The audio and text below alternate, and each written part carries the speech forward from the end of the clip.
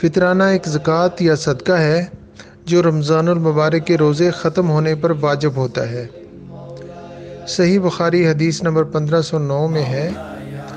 ہم سے آدم بن ابی ایاس نے بیان کیا، انہوں نے کہا کہ ہم سے حفص بن میسرہ نے بیان کیا، انہوں نے کہا کہ مجھ سے موسیٰ بن عقبہ نے بیان کیا، ان سے نافع نے اور ان سے عبداللہ بن عمر رضی اللہ تعالیٰ عنہما نے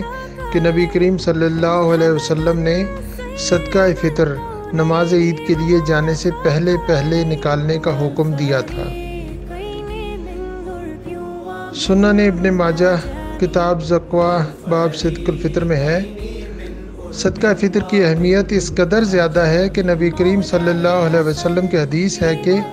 عید الفطر سے قبل پیدا ہونے والے ایک دن کے بچے کا فطرانہ ادا کرنا بھی لازم ہے۔ سیدنا ابن عباس رضی اللہ عنہ فرماتے ہیں کہ رسول اکرم صلی اللہ علیہ وسلم نے روزہ دار کو لغو اور بیہودہ باتوں سے پاک کرنے